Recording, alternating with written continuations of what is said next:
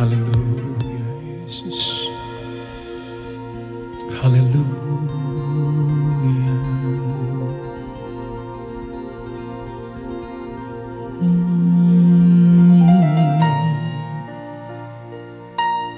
Kami menyembah-Mu. Kami mencari wajah-Mu. Kami berdoa kepada Allah yang hidup, kepada Bapa kami yang ada di surga.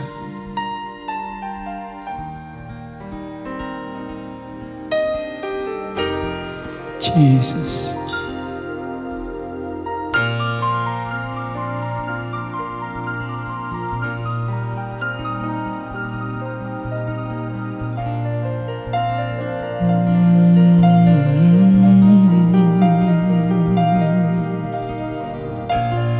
Bapa kami di surga,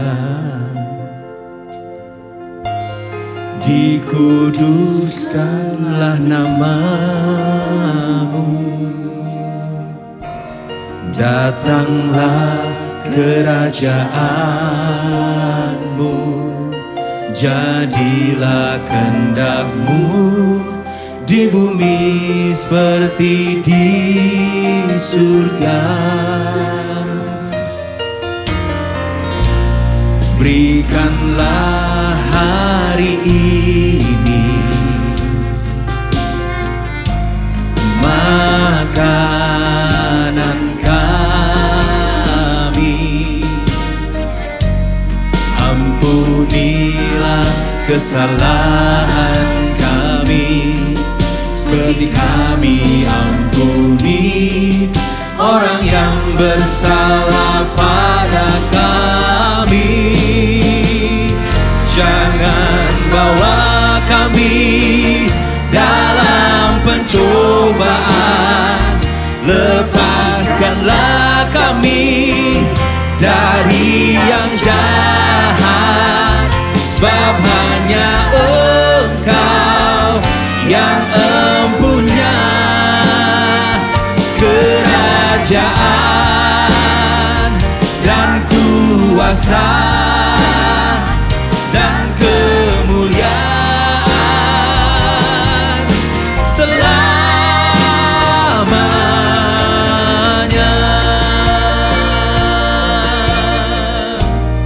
Naikkan doa kita pagi hari ini, katakan: Bapa kami di surga, dikuduskanlah nama-Mu, datanglah kerajaan-Mu, jadilah kehendak-Mu di bumi seperti di surga. Berikanlah hari ini, amin, makanan kami, ampunilah kesalahan kami seperti kami ampuni orang yang bersalah pada kami. Jangan bawa kami dalam pencobaan, lepaskanlah kami dari yang jahat, sebab hanya Engkau yang empunya kerajaan dan kuasa dan kemuliaan selamanya.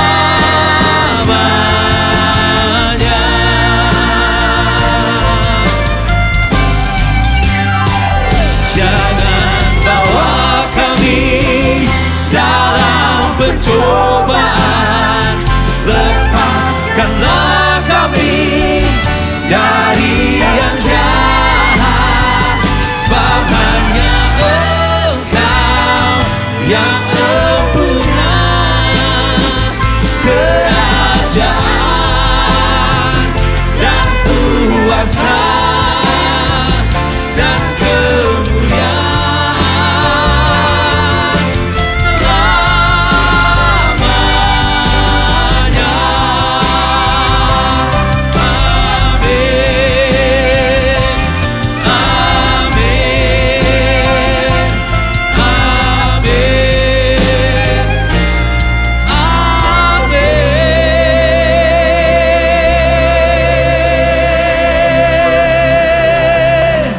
Kami percaya pagi hari ini kerajaan-Mu datanglah, kehendak-Mu jadilah di tempat ini seperti di surga. Biar kemuliaan-Mu dinyatakan Tuhan buat kami yang ada di tempat ini dan setiap jemaat yang ikut bersama-sama memuji dan memuliakan Engkau. Di rumah kami, di apartemen kami, di kediaman kami, hadirat-Mu membungkus setiap kami. Terima kasih Tuhan Yesus, kami percaya di dalam nama Yesus. Setiap umat Tuhan yang percaya sama-sama katakan amin. Shalom untuk kita semua. Kita percaya pagi hari ini kerajaan dan kuasanya bersemayam dalam hidup kita semua.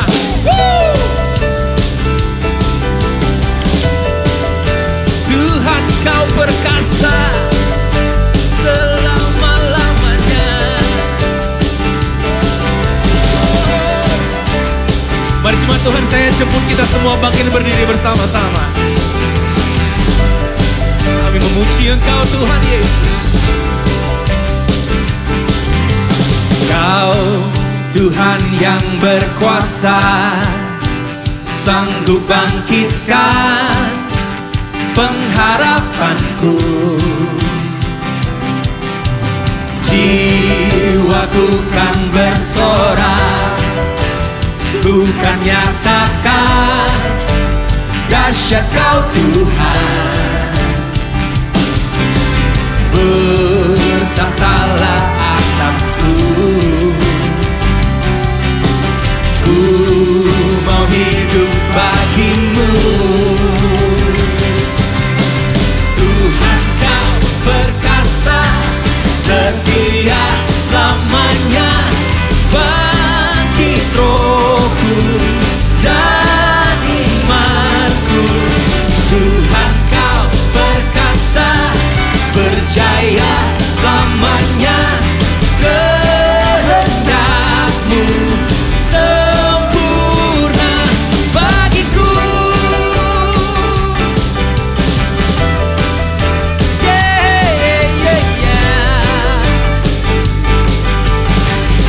Kau Tuhan yang berkuasa, Kau Tuhan yang berkuasa, sanggup bangkitkan pengharapanku. Jiwaku kan bersorak, ku kan nyatakan dahsyat Kau Tuhan.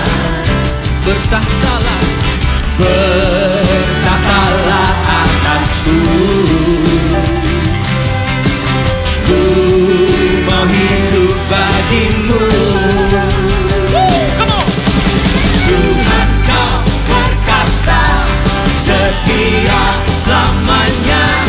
Bangkit rohku dan imanku.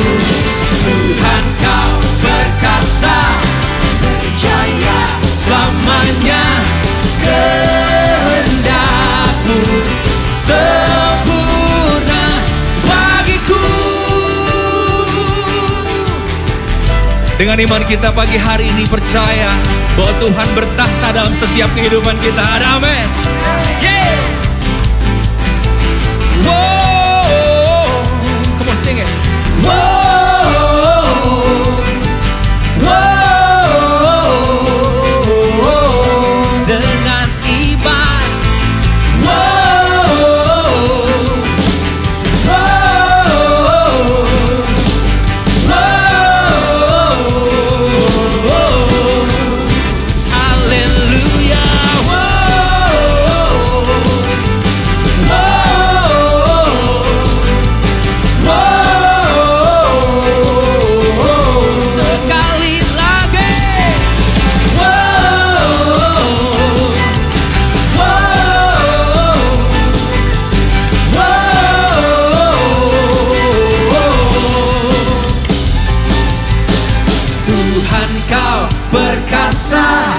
Setia selamanya.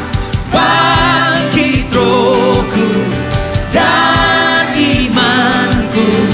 Tuhan Kau perkasa, berjaya selamanya.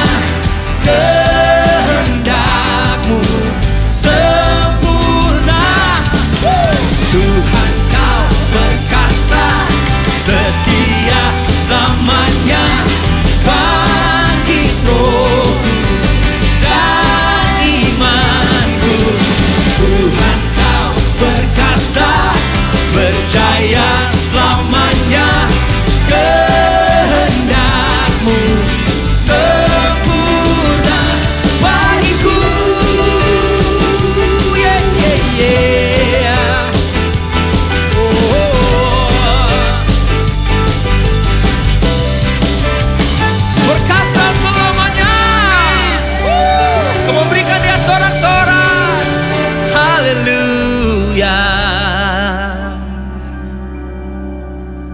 Benar Tuhan, keperkasaan-Mu kami rasakan setiap hari.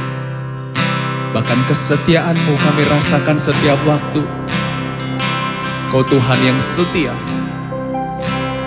Kau Tuhan yang tidak akan pernah memungkiri setiap janjinya dalam hidup kami. We love you Lord, we love you Lord. We love you Lord.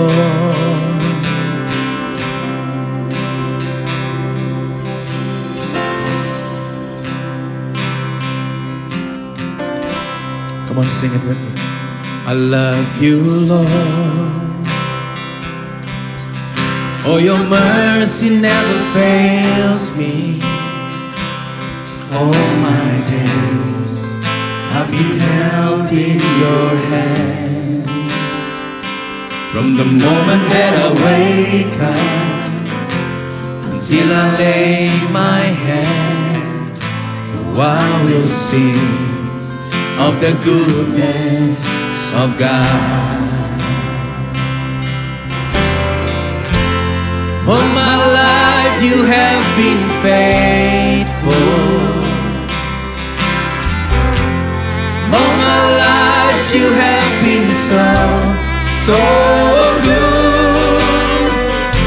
With every breath that I am able, oh, I will sing of the goodness of God.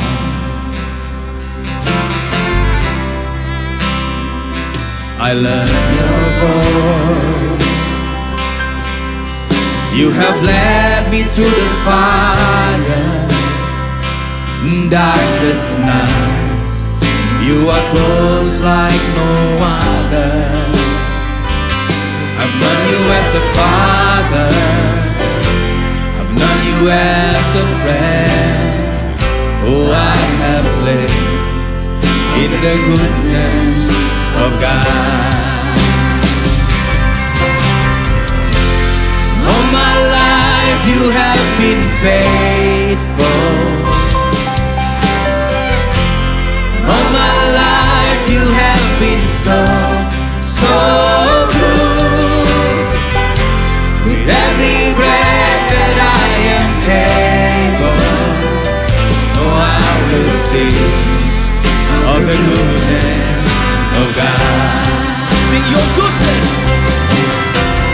Your goodness is running after me.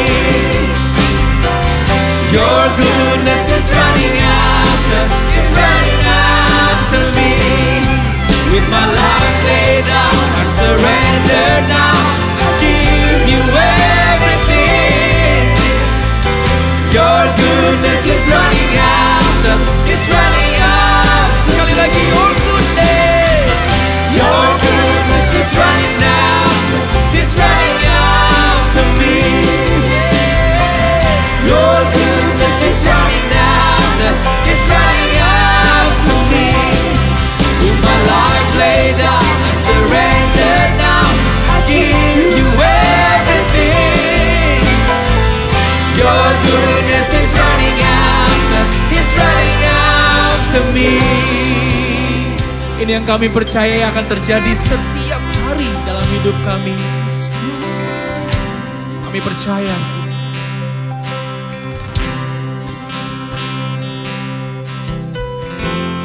All my life you have been faithful. Dengan percaya katakan.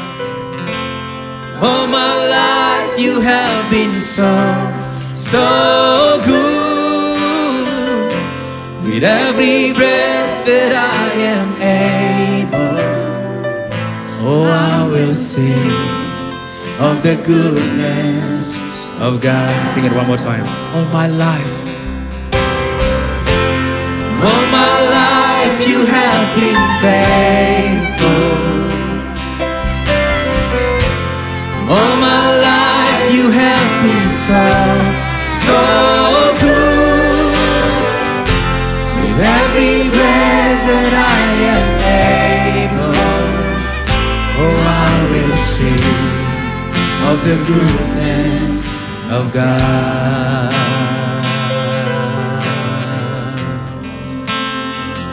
the goodness of God. Oh, goodness of God. Oh, kebaikan-Mu Tuhan terjadi setiap waktu.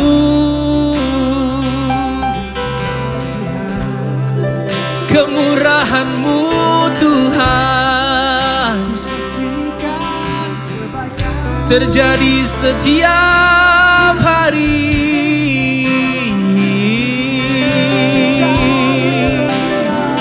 Kami percaya,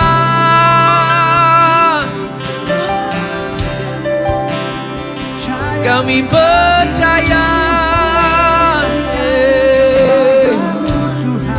kebaikan-Mu tak henti-hentinya mengalir dalam hidup kami. Oh, Kau takkan meninggalkan kami Tuhan. Kau takkan meninggalkan kami anak-anak-Mu. Apapun yang menjadi masalahmu pagi hari ini, apa yang menjadi pergumulanmu hari-hari ini, percaya tangan Tuhan gak akan pernah meninggalkan kita. Kehadirannya nyata dalam setiap langkah hidup kita. Oleh sebab itu saya ingin mengajak jemaat Tuhan dengan iman, dengan sungguh, tanpa memikirkan hal yang lain, tapi satu, dengan percaya kita mau katakan, all my life you have been faithful. Benar Tuhan. All my life you have been so good. With every breath that I am able, oh, I'm gonna sing of your goodness, of God. I'm gonna sing of your goodness, of God. I'm gonna sing of your goodness, of God. Biar kebaikan dan kemurahan Tuhan tidak pernah berhenti-berhentinya mengalir di dalam setiap hidup kita yang percaya. Umat Tuhan terima semuanya dengan iman kita bahwa hari ini sampai selama-lamanya kebaikan Tuhan nyata dalam hidup kita. Yang percaya katakan amin. Berikan tepuk tangan sekali lagi buat Tuhan Yesus. Praise the Lord. Haleluya. Shalom Bapak Ibu sekalian, senang sekali berjumpa dan saudara hari ini. Saya percaya bahwa Jemaat Abba Love Industry adalah jemaat yang penuh dengan kemenangan, diurapi Tuhan, melayani Tuhan dengan kerelaan, mengasihi Tuhan, dan menjadi berkat besar buat banyak orang. Hari ini topik saya adalah diberi kuasa untuk membangun hidup orang lain. Saudara sekalian, kita senang, saya juga senang kalau hidup saya dibangun oleh istri saya. Tetapi pertanyaannya adalah apakah saya membangun hidup orang lain? Dalam bulan ini kita belajar tentang Roh Kudus. Bagaimana Roh Kudus diberikan untuk kita supaya kita menjadi saksi bagi Kristus. Dan bukan hanya ini, hari ini saya akan berbicara bagaimana saudara dan saya diberi kuasa untuk menghidup atau membangun hidup orang lain. Mari kita lihat dalam sebuah ayat di dalam 2 Korintus pasal 10 ayat 8. Seorang rasul namanya Paulus, dia berbicara dengan sebuah prinsip yang sangat penting buat kita dengar hari ini.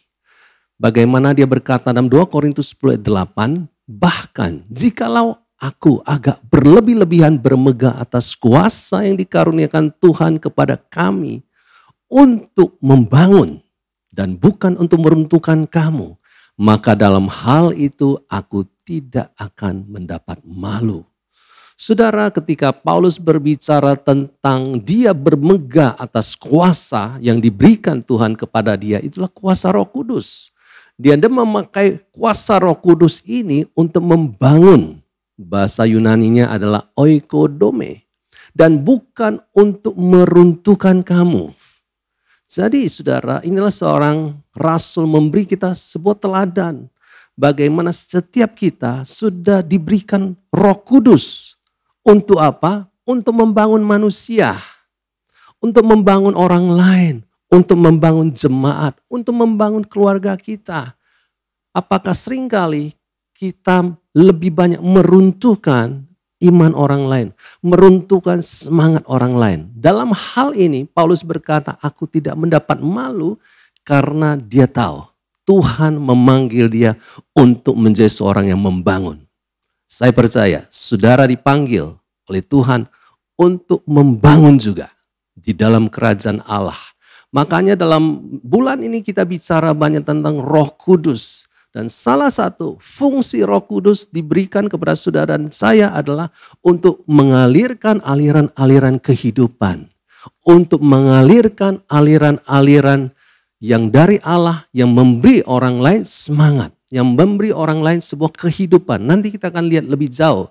Jadi saudara, kata membangun atau oikodomio itu muncul di perjanjian baru ada sebanyak 39 kali. Oikodome sendiri artinya bangunan atau tindakan untuk membangun ada 18 kali. Jadi kalau sudah perhatikan di dalam Alkitab ketika Yesus berkata, aku akan mendirikan jemaatku. Kata membangun itu, oikodomia atau mendirikan jemaatku, Yesus pakai kata itu untuk menunjukkan betapa pentingnya. Kata membangun bukan hanya membangun rumah. Membangun sesuatu yang sifatnya lahiriah. Tetapi manusia, orang percaya, jemaat Tuhan, setiap kita, Tuhan sedang membangun. Pakai siapa? Tuhan memakai orang lain. Tuhan memakai saudara seiman kita.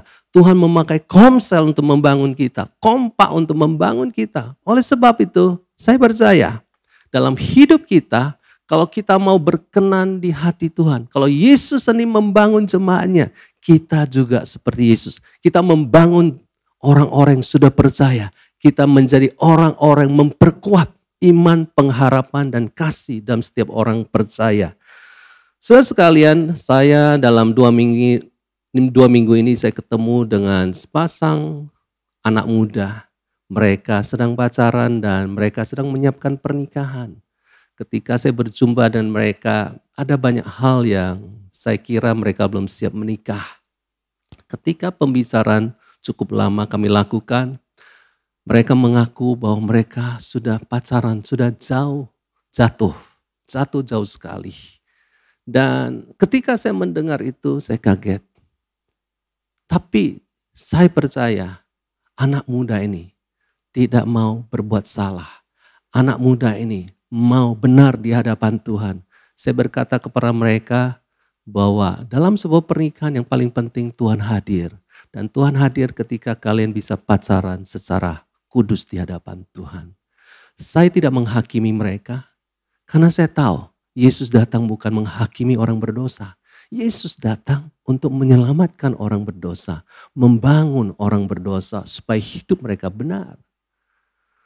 2 hari lalu saya berjumpa dengan seorang guru. Dia datang dengan istrinya. Dan dia cerita tentang persoalan hidupnya, tekanan dalam pekerjaannya. Dan ketika dia berbicara, ada hal-hal yang muncul di pikiran saya. Saya harus cek, apakah pikiran itu pikiran dari Tuhan? Kalau itu pikiran Tuhan saya sampaikan, tujuannya hanya satu, membangun dia untuk tetap semangat, bekerja kepada Tuhan lewat pendidikan.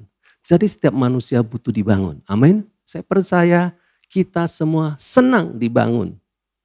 Saudara sekalian, kata membangun juga dipakai di dalam pertemuan jemaat.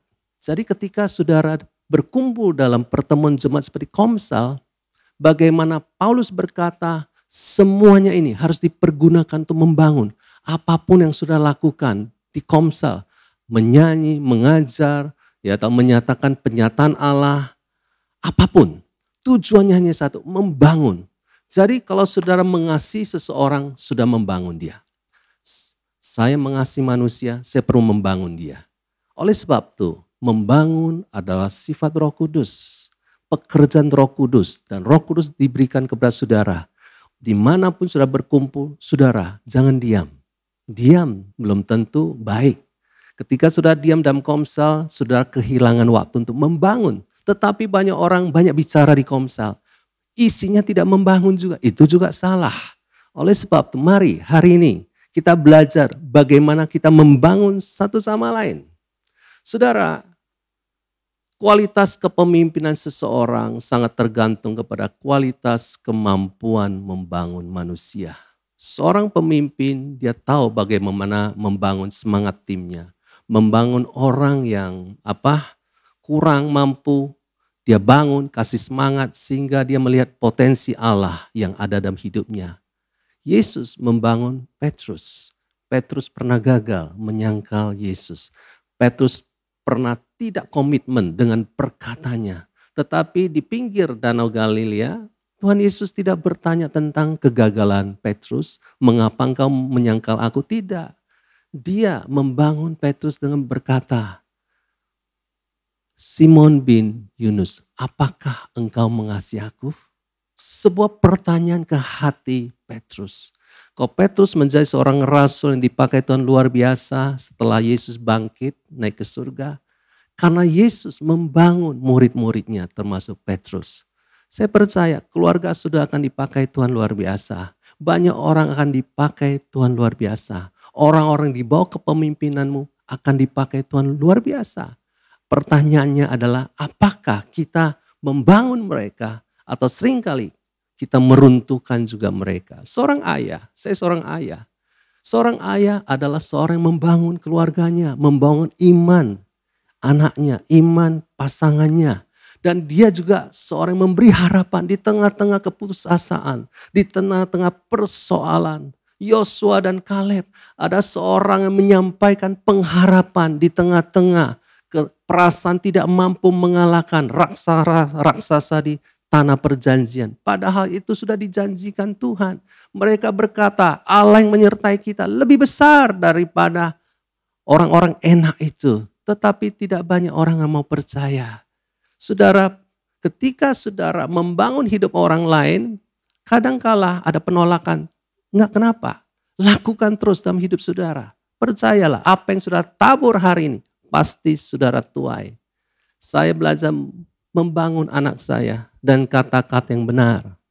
Ya, tapi suatu hari saya pernah juga berkata-kata sesuatu yang kurang dia sukai. Ketika suatu hari dia berbuat salah, saya berkata demikian. Use your brain. Pakai otakmu. Buat anak saya perkataan itu melukai dia.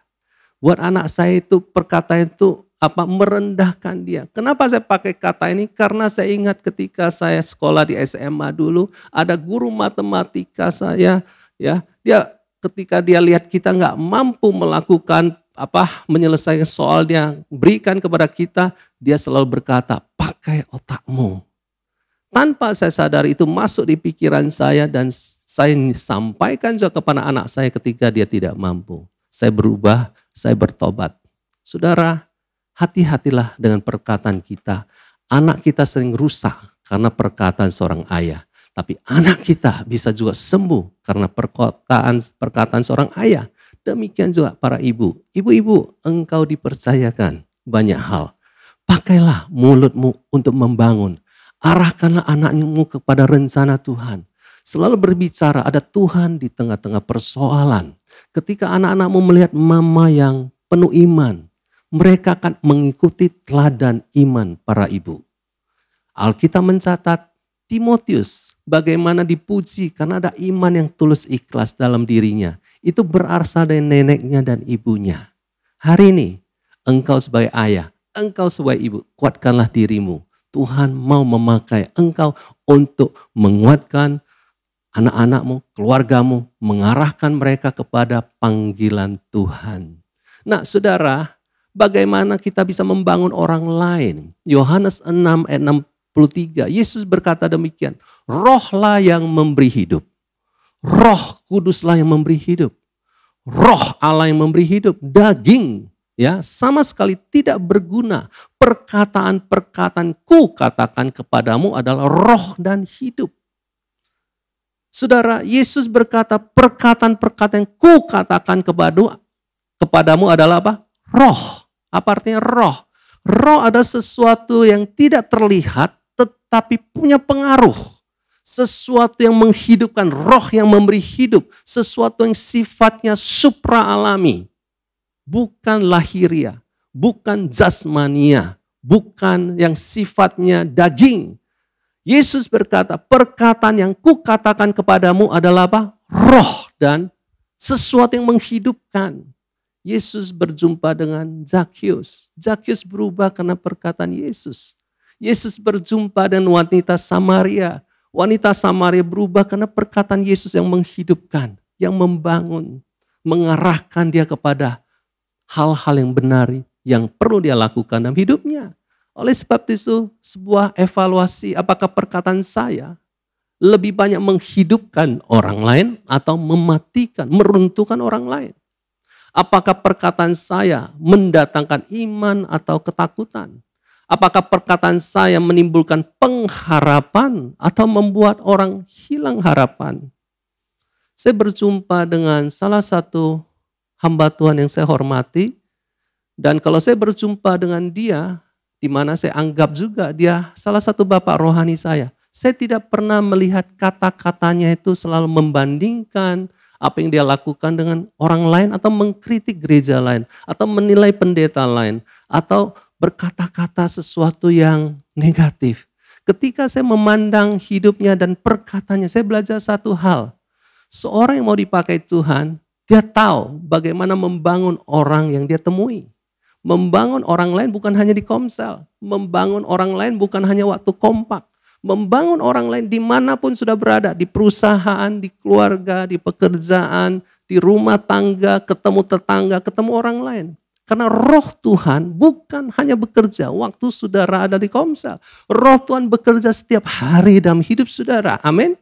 Jadi kalau Roh Kudus bekerja dalam hidup saudara, seperti Yesus katakan, perkataan-perkataan ku katakan kepadamu adalah roh dan hidup. Saya percaya ketika sebuah keluarga lebih banyak mengeluarkan perkataan-perkataan yang menghidupkan, banyak hal yang akan terjadi. Banyak kebahagiaan akan terjadi. Banyak kesembuhan yang akan terjadi. Banyak mujizat yang akan terjadi. Saudara, konflik terbesar dalam rumah tangga, konflik terbesar dalam keluarga, rata-rata berasal dari kata-kata yang salah. Kata-kata menghina, kata-kata yang melukai, itu dikeluarkan. Ketika kata-kata yang merendahkan itu dikeluarkan dalam kemarahan, itu masuk dan kena kepada salah satu hati anggota keluarga kita, baik anak atau pasangan kita. Disitulah orang kecewa, disitulah orang terluka. Saya berjumpa dengan seorang gadis. Dia terluka berat sama mamanya. Mengapa? Karena mamanya seringkali berkata hal-hal yang tidak baik. Memberi dia label, kamu ini gak ada gunanya. Kamu ini bodoh dibandingkan kakakmu. Kamu tidak seperti kakakmu yang lain. Kata-kata bisa merusak. Tapi kata-kata saudara juga bisa membangun. Bisa memperbaiki. Bisa memulihkan. Jadi sekali lagi saudara, roh Tuhan ada padamu. Roh Tuhan mau memakai semua apa yang keluar dari mulutmu adalah roh dan hidup. Yakinlah bahwa engkau dipanggil Tuhan untuk membangun hidup orang lain. Dimanapun sudah berada. Saudara, bagaimana kita membangun orang lain? Saudara, ketika saudara menerima Roh Kudus, sudah menerima juga banyak hal. Salah satunya karunia Allah. 2 Timotius 1:6. 2 Timotius 1:6 bunyinya begitu. Karena itulah ku peringatkan engkau untuk apa? Mengobarkan karunia Allah yang ada padamu. Kata karunia di situ ada karisma. Karunia Allah yang ada padamu oleh penumpangan tanganku atasmu. Inilah perkataan Paulus kepada Timotius dalam suratnya yang terakhir. Posisi dia ada di penjara. di kota Roma. Dia tahu hidupnya akan selesai, dia akan berakhir hidupnya.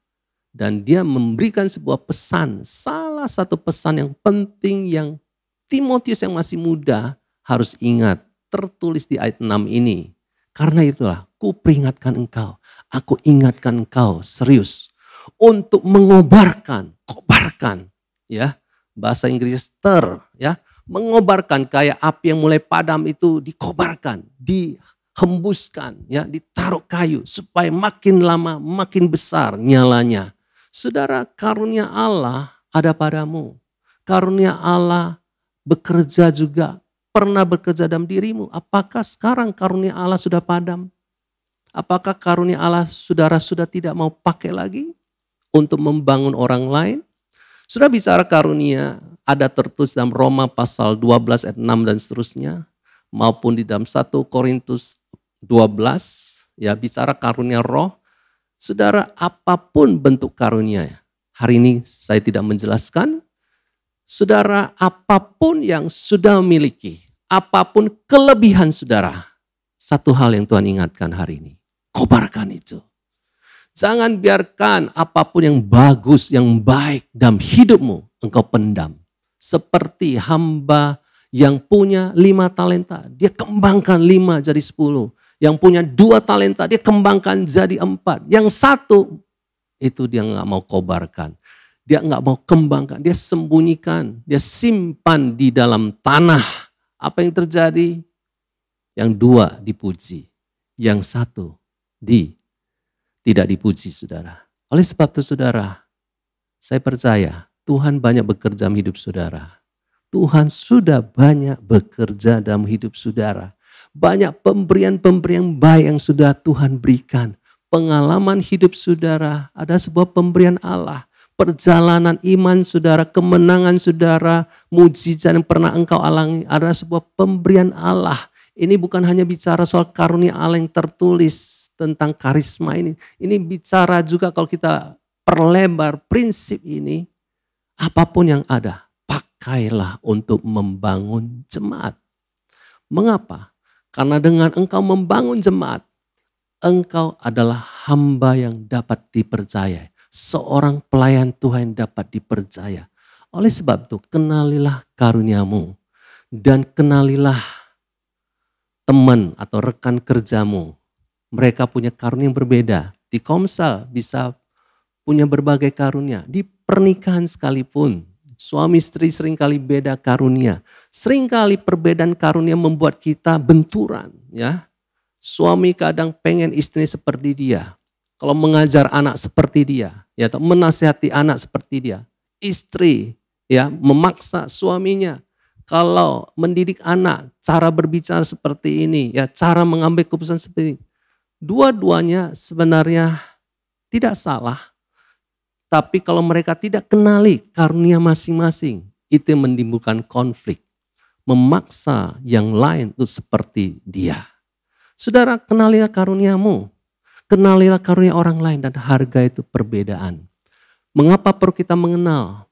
Karena setiap kita enggak punya karunia yang cukup untuk diri kita, untuk orang lain. Satu karunia yang enggak bisa membangun. Alkitab mencatat, untuk membangun jemaat sekalipun butuh 3 karunia. Rasul, nabi, guru.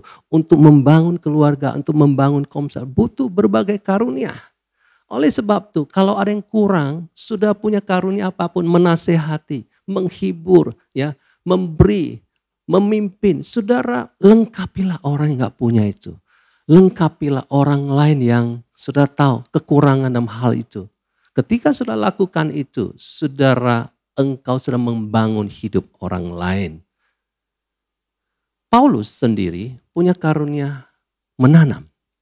Apa yang dimaksud karunia menanam? 1 Korintus 3:6 dia berkata begini, aku menanam, Apolos menyiram, tetapi Allah memberi pertumbuhan.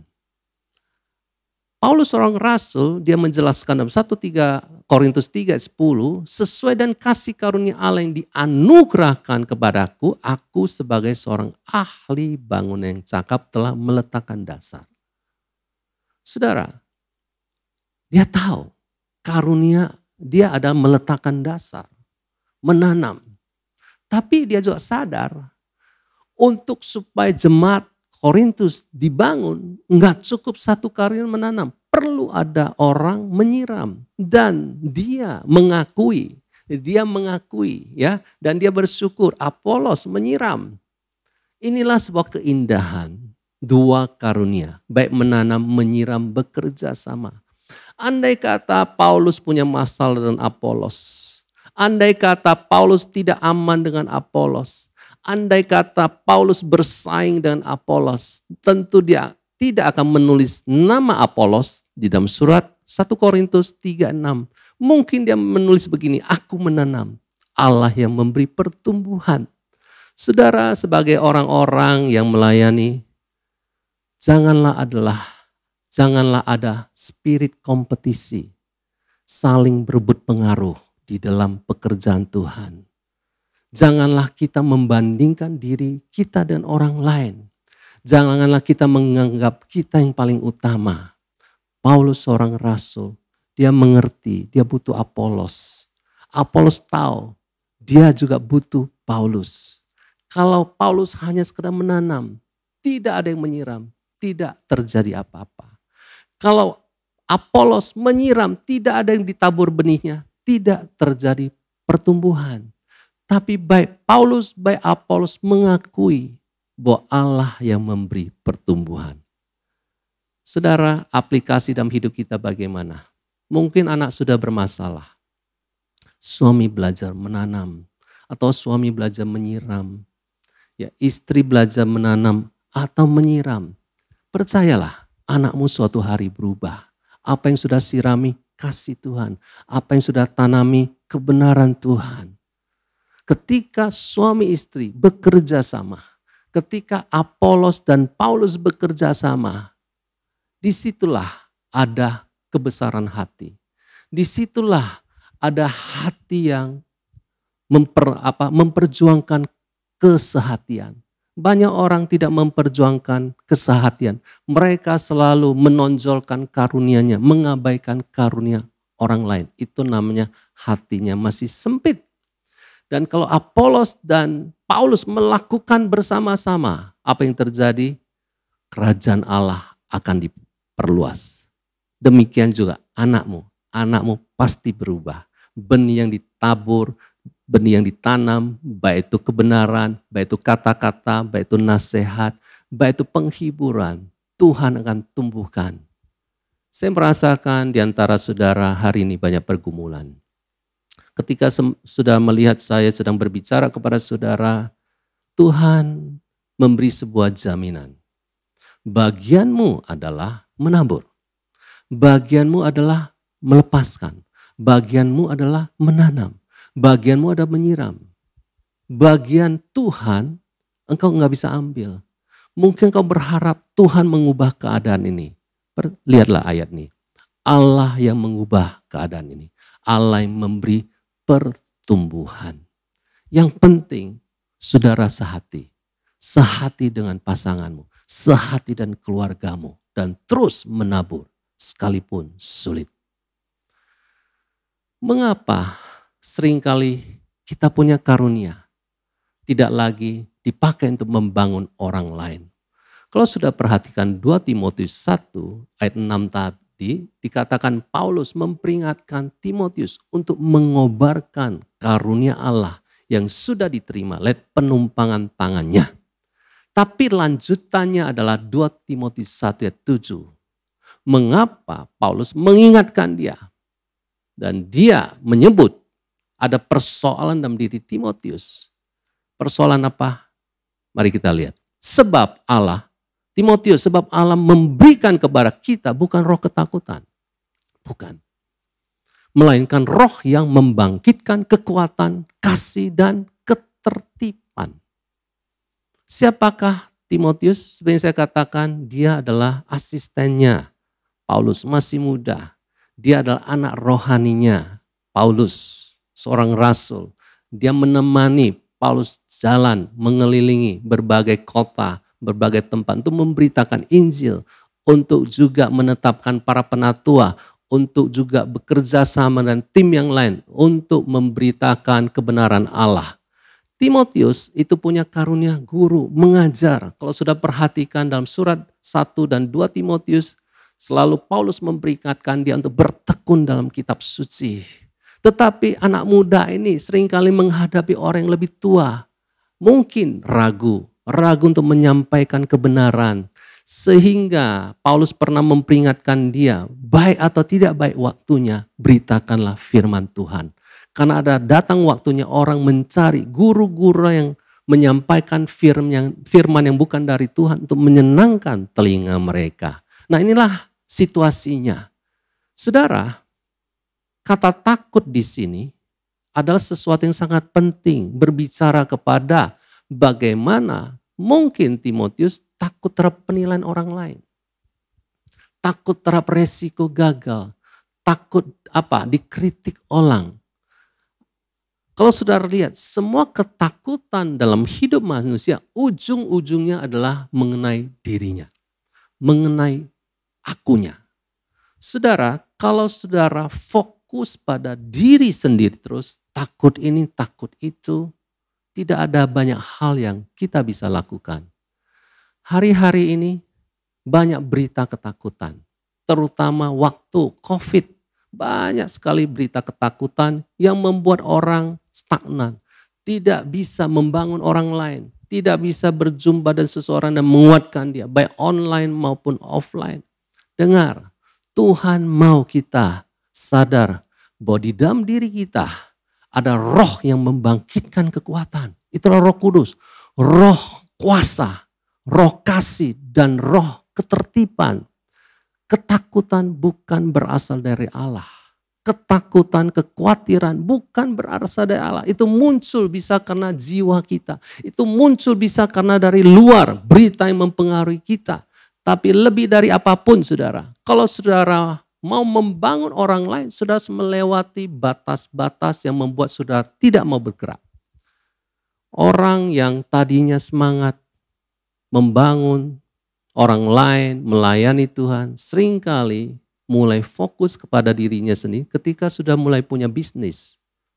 Tadinya bisnisnya kecil, ketika besar, fokusnya kepada bisnis dia, fokusnya kepada anaknya yang masih kecil, fokusnya kepada masalah dia. Ketika seseorang fokus terus terhadap apa yang terjadi dalam hidupnya, dia tidak melihat Tuhan sedang memimpin dia, dia tidak melihat ada pimpinan Tuhan untuk menjadi saksi, untuk mengunjungi orang lain, untuk menemani orang sakit, untuk apapun yang Tuhan mau dia lakukan, susah dia terima. Beberapa waktu lalu saya telepon seorang rekan, saya kenal dia baik. Dia kondisinya kena kanker. Secara ilmu pengetahuan kemungkinan tidak terselamatkan. Saya tahu, saya dengar, dan saya mau lakukan sesuatu. Saya video call dengan dia. Dan saya memberikan kata-kata yang menguatkan dan menghibur dia. Saya menyiapkan dia untuk ketemu Tuhan. Andai kata dia tidak mengalami kesembuhan secara supra alami. Buat saya sebuah kehormatan untuk membangun orang yang sedang menuju kepada sesuatu yang seperti kematian. Buat saya ada sebuah kehormatan untuk menguatkan orang-orang yang sakit, orang-orang yang menderita, orang-orang yang butuh pengharapan. Karena percayalah, Allah kita adalah sumber pengharapan. Saudara punya berita pengharapan, saudara punya berita iman bahwa Yesus sanggup, Yesus mampu, Yesus masih ada sampai hari ini. Hari ini saya ingin menguatkan saudara. Jangan biarkan ketakutan membatasi dirimu. Jangan membiarkan kekhawatiran membuat saudara tidak bergerak kemana-mana. Dengar ada suara Roh Kudus, dengar ada pimpinan Tuhan, bergeraklah. Ketika sudah dengar ada sesuatu yang terjadi, bertindaklah.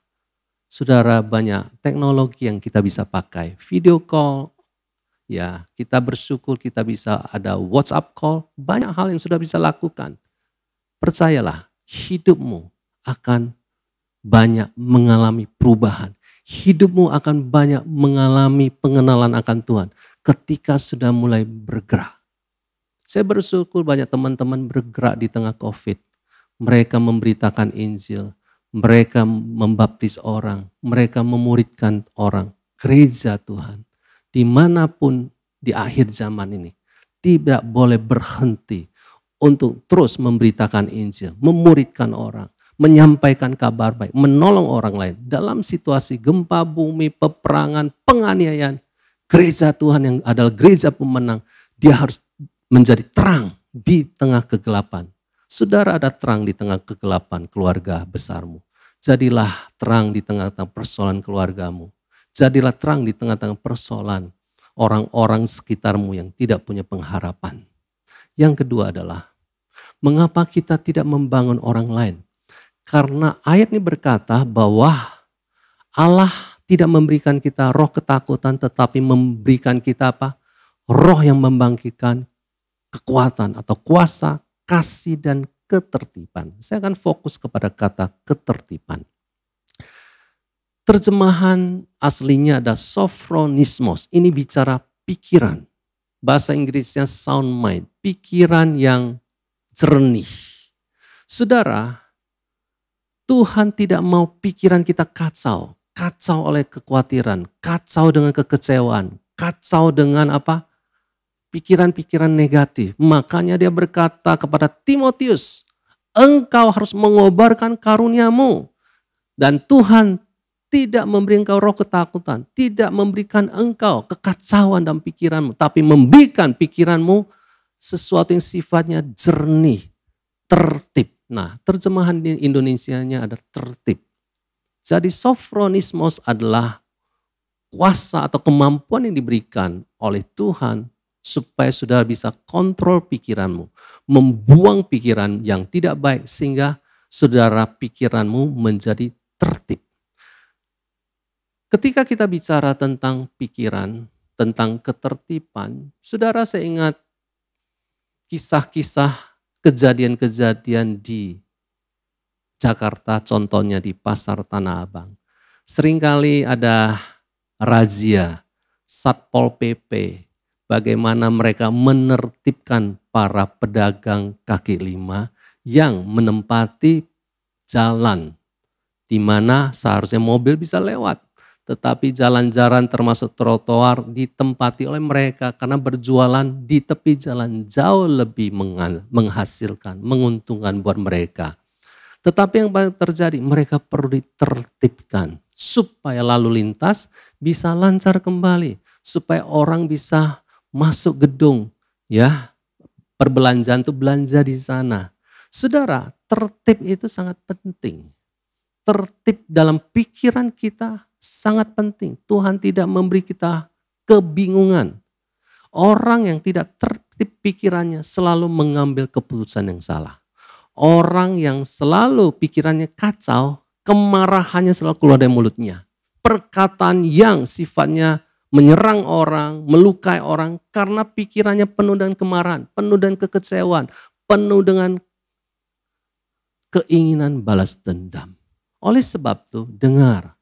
Hari ini Paulus mengajarkan sebuah prinsip bagaimana kita bisa memiliki pikiran yang tertib. Filipi 4 ayat 8. Filipi 4 ayat 8. Jadi akhirnya saudara-saudara, semua yang benar, semua yang mulia, semua yang adil, semua yang suci, semua yang manis, semua yang sedap didengar, semua yang disebut kebajikan dan patut dipuji. Paulus menyampaikan sebuah pesan kepada jemaat Filipi. Pikirkanlah semuanya itu. Pikirkanlah artinya masukkanlah itu semua dalam pikiranmu. Taruh apa yang disebut benar, mulia, adil, suci, manis, sedap didengar, kebajikan, patut dipuji. Ini 8 kualitas. Kualitas yang baik. Taruh itu dalam pikiranmu, renungkan itu. Saya bersyukur Paulus memulai dengan sebuah kata, jadi akhirnya. Kata yang penting. Ketika dia bicara tentang bagaimana hidup orang harus ada dalam damai sejahtera Tuhan, supaya damai sejahtera Tuhan ada dalam pikiran dan hatinya, Dia mengambil sebuah kesimpulan. Jadi akhirnya saudara-saudara, semua yang benar. Dia memulai dengan sebuah kata, semua yang benar. Firman Tuhan adalah kebenaran. Banyak perkataan manusia ada yang tidak benar. Perkataan manusia yang tidak benar, jangan engkau renungkan. Perkataan orang tua yang tidak benar terhadap dirimu, jangan engkau renungkan. Perkataan pemimpinmu sekalipun, kalau perkataannya tidak benar, jangan direnungkan. Tuhan tidak menciptakan engkau orang yang minder. Tuhan tidak ciptakan engkau orang yang merasa dirinya tidak mampu. Renungkanlah yang benar. Hanya yang benar yang bisa memerdekakan saudara. Kebenaran Allah menyembuhkan dan memerdekakan saudara. Yang mulia, ini bicara sesuatu yang berharga. Banyak pikiran kita masuk gambar-gambar yang tidak mulia. Gambar-gambar yang kotor. Pikiran-pikiran negatif. Buang itu saudara. Yang adil, banyak ketidakadilan mungkin hari ini engkau ingat. Engkau diperlakukan tidak adil oleh ayahmu, ibumu. Soal pembagian warisan, soal pembagian rumah, soal apa saja. Jangan itu direnungkan, jangan dimasukkan. Karena damai sejahtera Allah akan hilang dalam dirimu. Yang ada adalah kemarahan, kekecewaan. Semua yang suci. Suci bicara murni. Ada ketulusan, ada hal-hal yang kudus. Saudara, hal-hal yang tidak suci. Ya, gambar-gambar, perkataan-perkataan, kejadian-kejadian membuat saudara tahu saudara adalah orang yang pernah najis, buang itu. Trauma-trauma, buang itu. Semua yang manis. Saudara, saya percaya saudara punya perjalanan dengan Tuhan, ada sebuah perjalanan yang manis. Banyak kebaikan Tuhan, banyak pertolongan Tuhan, banyak anugerah Tuhan. Pikirkanlah itu. Jangan pikirkanlah kejadian-kejadian di mana sudah merasa dirimu korban. Sudah merasa dirimu adalah orang yang paling malang. Yang buruk-buruk, yang pahit-pahit sudah pikirkan terus. Itu akan merusak dirimu. Yang sedap didengar, yang disebut kebajikan, yang patut dipuji. Pikirkanlah semuanya itu. Pertempuran terbesar ada dalam pikiran saudara. Apa yang sudah pikirkan akan melahirkan perbuatan. Apa yang sudah pikirkan itulah dirimu. Banyak orang berpikir hal-hal negatif. Dia nggak mampu. Jadilah dia menjadi orang yang tidak mampu. Saudara, hanya Tuhanlah yang memampukan. Sudah percayalah. Engkau berharga. Engkau bukan orang yang direndahkan oleh siapapun. Dengar perkataan Bapamu. Engkau dikasih, engkau diterima karena engkau berharga. Yesus mati buat engkau karena engkau berharga. Engkau mulia. Jadi ketika sudah menjaga pikiranmu tetap tertib, itu akan mendatangkan damai sejahtera buat dirimu. Sehingga engkau dapat membangun orang lain. Kalau orang yang pikirannya kacau, bukan membangun, tapi merusak orang lain. Jadi hari-hari ini renungkanlah ayat ini. Apakah yang ada dalam pikiranmu?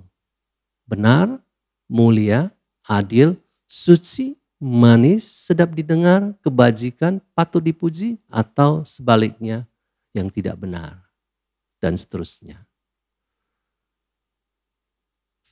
Paulus melanjutkan ayat ini dengan ayat 9. Dan apa yang telah kamu pelajari, dan apa yang telah kamu terima, dan apa yang telah kamu dengar, dan apa yang telah kamu lihat padaku, lakukanlah itu.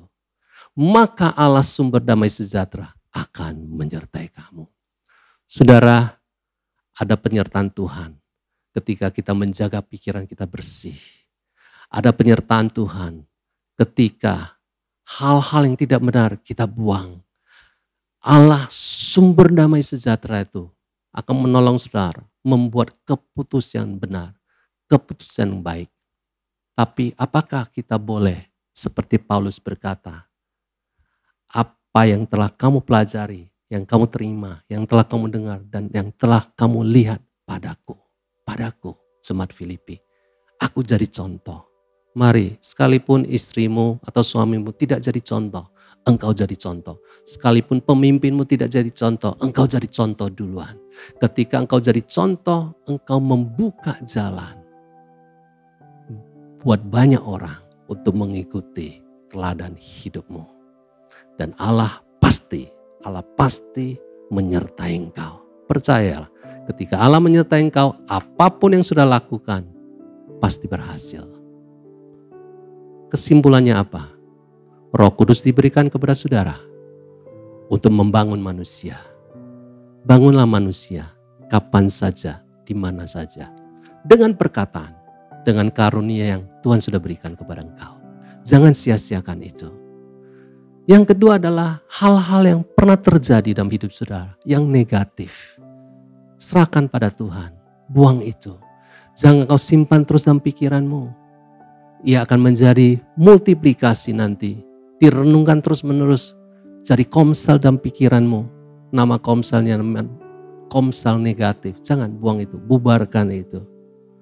Maka apa yang terjadi? Engkau akan dipakai Tuhan. Engkau akan dipakai Tuhan untuk membangun orang lain. Ketika engkau melangkah, orang lain akan mencontohi hidupmu. Mari kita datang pada Tuhan. Dimanapun engkau berada hari ini, Tuhan hadir. Tuhan ada di ruanganmu. Tuhan ada di rumahmu. Ketika hatimu terbuka bagi Tuhan, Roh Kudus sedang menolong engkau untuk membuang hal-hal yang masuk dalam pikiranmu. Kalau hari ini engkau tahu, Roh Kudus sedang berbicara kepada saudara. Kau tahu bahwa Tuhan desain engkau bukan untuk menjadi orang yang kalah. Tuhan mau engkau jadi pemenang. Hari ini bangkit. Hari ini bangkit. Jangan biarkan dirimu dipenjara oleh masa lalumu. Jangan biarkan pikiranmu dirusak oleh kekhawatiran dan ketakutan. Hari ini kalau engkau orangnya, kau tahu bahwa Tuhan sedang berbicara, tutup matamu. Saya ingin berdoa buat saudara, dimanapun engkau berada. Bapa, hari ini kami berdoa, kami menguatkan saudara kami ini. Kami menguatkan saudari kami ini. Tuhan, biarlah mata hatinya terang untuk melihat Tuhan masih ada. Tuhan masih hadir dan Tuhan masih bekerja. Tuhan, Engkau mau setiap kami lepas daripada penjara masa lalu kami. Lepas dari kepahitan, lepas dari pikiran buruk, lepas dari pornografi, lepas dari keinginan membalas dendam, lepas dari kesedihan. Tuhan, angkat semua kemarahan yang ada dalam hati dan pikiran kami. Tuhan, hari ini aku berdoa ada kesembuhan. Sembuhlah pikiranmu, sembuhlah hatimu. Allah adalah Allah yang menyembuhkan. Dia Allah yang mengasihi engkau. Dia Allah yang menjadi bapamu. Dia mau engkau jadi anak yang bertumbuh dewasa, yang dapat membangun orang lain. Hari ini Roh Kudus Bapa Surgawi berikan kepada engkau, memampukan engkau untuk berjalan dalam jalan-jalannya. Hari ini jangan takut. Jangan takut penilaian orang. Jangan takut terhadap apapun. Hari ini engkau tahu Roh Tuhanlah yang menguatkan dan memberi engkau damai sejahtera. Tuhan, kiranya engkau lewat Roh Kudus-Mu selalu bekerja, memulihkan, mendewasakan, dan membawa setiap kami kepada apa yang Tuhan engkau mau. Terima kasih Bapa. Di dalam nama Yesus kami bersyukur. Amin. Amin. Saudara, sebelum kita akhiri pertemuan kita hari ini, kalau saudara butuh konseling, butuh doa, butuh dilayani, saudara bisa hubungin nomor ini. Saya percaya minggu-minggu ke depan ada tanda-tanda Tuhan menyertai engkau ketika engkau mempraktekkan firman ini. Bahwa perkataanmu membangun orang lain, bahwa hidupmu adalah hidup membangun kehidupan orang lain, bahwa engkau adalah hamba yang setia dipercayakan banyak hal. Engkau kembangkan itu, engkau kobarkan itu, dan ketika engkau memiliki pikiran yang jernih, pikiran yang tertib, ada tanda-tanda penyertaan yang makin jelas terjadi, keputusanmu akan benar. Baik di keuangan, di bisnis, maupun di keluarga, maupun di dalam berbagai aspek kehidupan. Hari ini kami ingin berdoa buat saudara sekali lagi. Bapa di surga, Hari ini kami adalah utusan-utusan-Mu. Kami adalah duta-duta-Mu. Kami adalah wakil daripada Bapa di surga. Kami akan pergi menjadi saksi-Mu, dan Engkau berjanji, Engkau akan menyertai setiap kami sampai pada kesudahan alam. Hari ini kami memberkati setiap orang, baik dimanapun dia berada. Diberkatilah pekerjaan mereka, diberkatilah usaha mereka, diberkatilah hubungan suami istri, diberkatilah keluarga mereka. Tuhan, kami percaya bahwa bukan saja berkat yang mereka terima, tetapi juga kasih Allah yang sempurna mereka alami. Terimalah kasih yang sempurna yang dari Bapa Surgawi, dan penyertaan dari Roh Kudus akan menyertai engkau sekarang sampai selama-lamanya. Tuhan memberkati.